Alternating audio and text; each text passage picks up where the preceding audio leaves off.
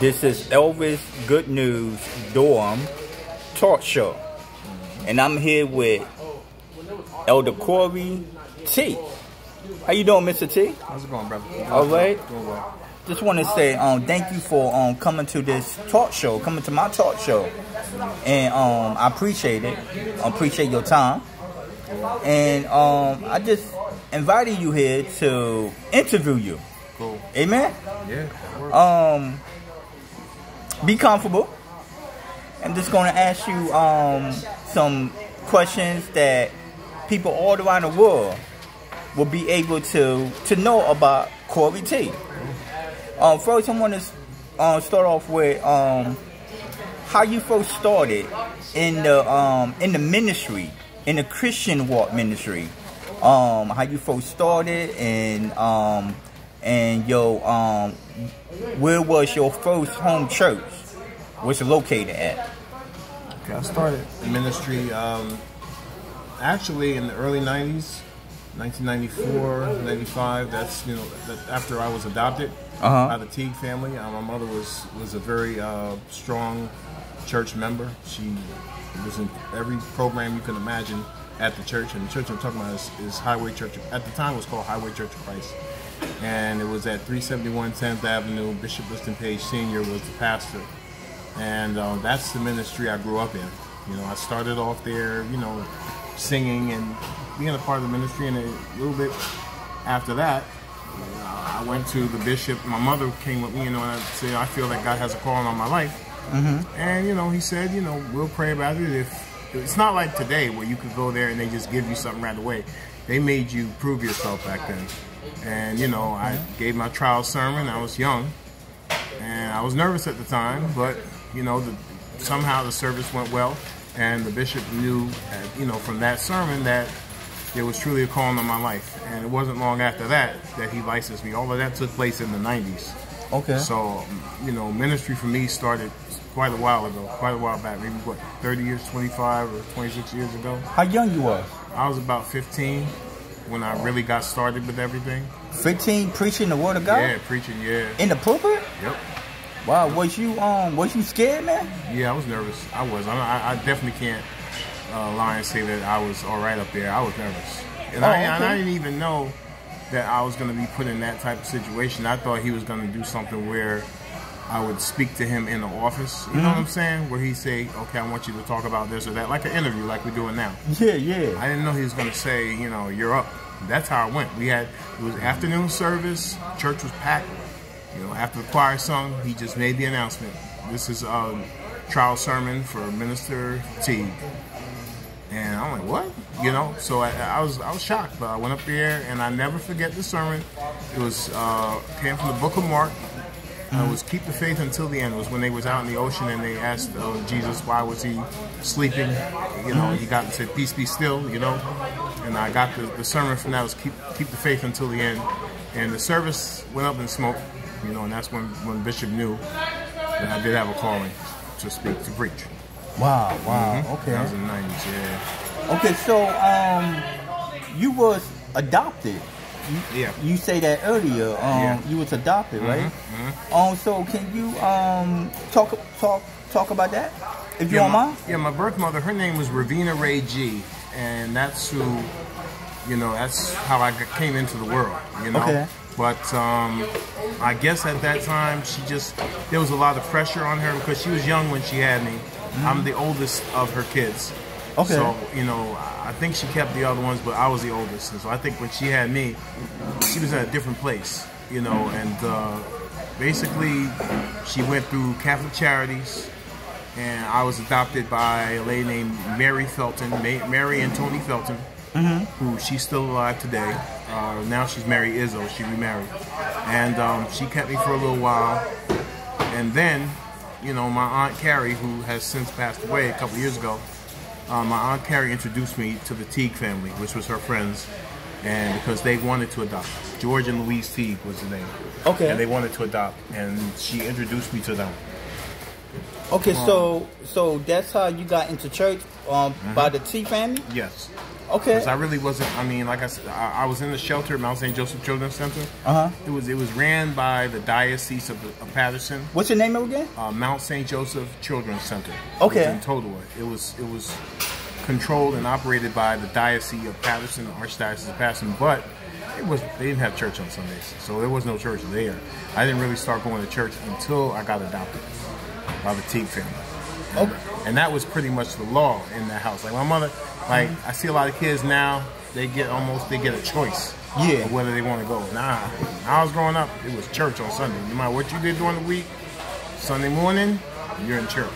So you got introduced to Jesus Christ once you had joined the Teague family. Absolutely. Once you got adopted by the Teague family. Yeah. Oh wow. Okay. Okay. So if you don't mind,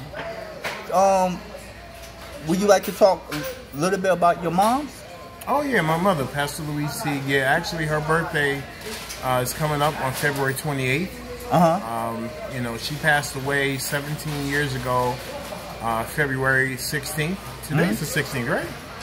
Yeah, today, 17 years ago today, she passed away. Oh, okay. She was a dynamic, powerful speaker. She was a member of the Paterson Pastors Workshop. Oh, wow. You know, they don't mention that. Yeah, she was a member of Paterson Pastors Workshop. She was a volunteer at St. Philip's Church. And she had a street organization called Conquering Souls in the Community. And that was back in 2000 that she formed that. She was, like I said, a dynamic speaker. She would be a part of the MLK programs that they had every year. She would donate her time, her finances to help push initiatives in the city of Paterson through the Pastors Workshop. Okay. And you know, sometimes I wonder why hasn't her name and her image been placed on some of these honoree events that they have when they want to honor Black History, you know, folks and so forth. But you know what? It's still her truth. She was a powerful person in this community.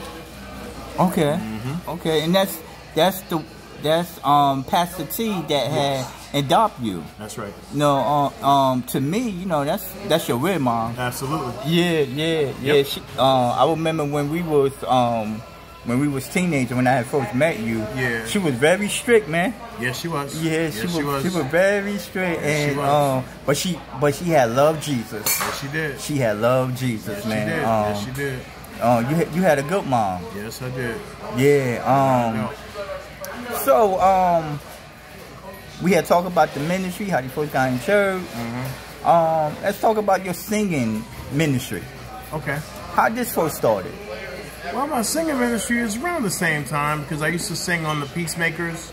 That was a choir in Highway. Okay. You know, we had the Peacemakers, we had the Gospel Crusaders. Okay. And then we had the combined choir, that's New York and Paterson choir. When we had, because every Sunday night they would have the broadcast on WWRL 1600. We would come on the radio every morning, but we would record the broadcast on Sunday nights. Oh, okay. And there would be, usually it'd be a combined choir, New York and New Jersey. And I was a part of that. So that's kind of how I got started with the singing. I know that at some point, you know, we connected with EDOM. Remember that? And it was Brothers with Vision. Yeah. And you know, Brothers with Vision. First with the Christian Brothers. I remember that. Yeah. So, but yeah, my start came through Highway 2. Okay. And also, as I was saying before, at Mount St. Joseph, my music teacher was Walter Johnson. He's on my Facebook page again, and he's the one that taught me how to sing "If I Can Help Somebody." What's his name again? Walter Johnson. He's on my Facebook page. Okay. And yeah, he's you know, pretty good musician, and that's how I really got my start. And that was your music teacher from where? From Mount St. Joseph Children's Center. Oh, okay. From the shelter, yeah. Awesome. Yeah. Okay. Okay. Wow. So he's still a music teacher? Oh, amazing. Yeah, he's still a music teacher. Yeah, he's on my Facebook page. He still has his keyboards and things. Okay. That he works with. Okay. So for what I know, you went to Tech High School? Yeah. So tell me this. Yeah, I went there. I started attending Tech in September of 1995, and I almost immediately, joined the Tech Tone Choir. Okay. They would have, that's why I love it, in Black History Month and different events, they would have assemblies in the auditorium, and I would get to sing, and people would be blown away by me, by me singing, and then they would have instances when I would sing with the choir, you know, but I really got the feel for singing in front of large crowds at Tech, because usually for an assembly you would have no less than 500 students in the auditorium at a time. So that's where I got my feel for singing with them. And then shortly after that, I joined the Uplifters of Passaic, under Mr. Ricks. And that's when I started traveling and singing. Also, also with Christian Brothers and BWV. Yeah, between those two groups. Oh, okay. Okay. So, your singing ministry. Do you have any videos on YouTube along with your preaching ministry? Yep. Yeah, if you go to YouTube and you type in Corey LT, you'll see a list of videos come up. Okay. Singing, some preaching, some activist work. It's a little mixed up. This is different videos you'll see. Okay. Cool. And they all basically speak to what I do on a daily basis. Okay. Cool. How did you got into the political arena? Interesting story. Back in 2009, as I was mentioned before, Chris Christie was the governor back then, and he had made some cuts. Actually, he streamlined the services, but it ended up equaling cuts for us as a district that needed more help. And so the child study team from my daughter's school approached me, and some other parents in the same school, and said, we need you to go to the board meeting and speak about what's going on with the underfunding, because our children are not getting the full services that they're entitled to in their IEP. So I went down to that board meeting that night. Donnie Evans was the superintendent at the time. I said my piece, and I let them know that I was upset about the fact that my child was not receiving the services. There were other parents there, but I don't know, maybe they were too shy at the time, but because I kind of had some experience of speaking, I wasn't really shy at that moment. I spoke to them directly. Okay. And after that, they were like, hey, why don't you, run for a seat on the board, so that way you could keep us informed as to what's going on. Awesome. And about 2 years after that, I ran for a seat on the board, and won. Okay. Yep. And that was in what? 2012. 2012. Yeah. Okay. And they were shocked because, like I said, I had handwritten flyers. I didn't have any professional posters and what do you call it, postcards and whatnot. Yeah. And billboards. Man, I only had some black and white flyers that I printed up at the library. So they were laughing because they didn't think I was going to get anywhere. Yeah. So when I won, that really changed the course of how they saw me as an individual. Especially in the political world. Okay, yeah. You want the reason why you won because the people in the community had always trust you, and you are honest. You are an honest person that care about the community, and also you are a professional gospel singer. They knew your face. They knew who you was and who you are. And you done a lot of stuff as a community activist. So you don't think all that had played a part? I believe it did. I think people, when they saw that name, even though they didn't really know me as a political person, they know that name and they know that's the person that they always were able to call on. Yeah, it's a household name. Yeah, it's household names. When they saw that name on the ballot, they said, oh yeah, we know him. Okay. Or even if you don't know him personally, we've heard of him. Okay. Okay. You know where I'm going at right now, right? Chosen Son Production. Tell me a little about that. You had started back in 2000.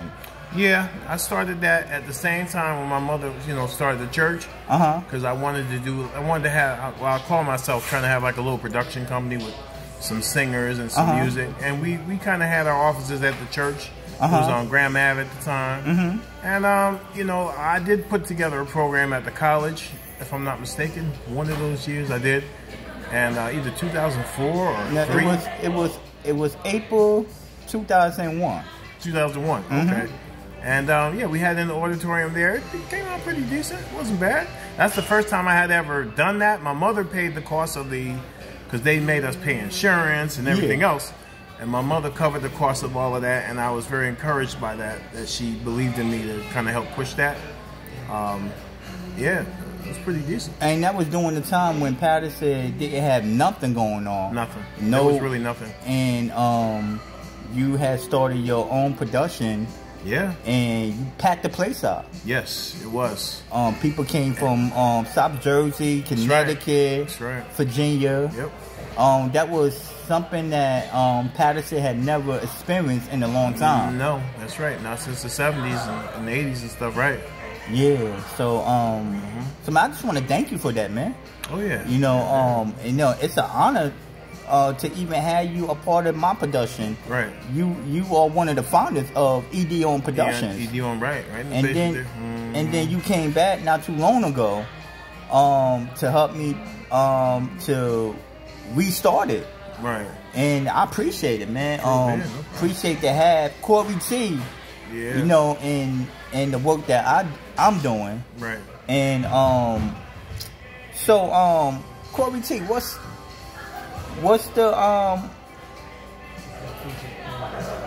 your next move? Well, right now, when it comes down to ministry and music.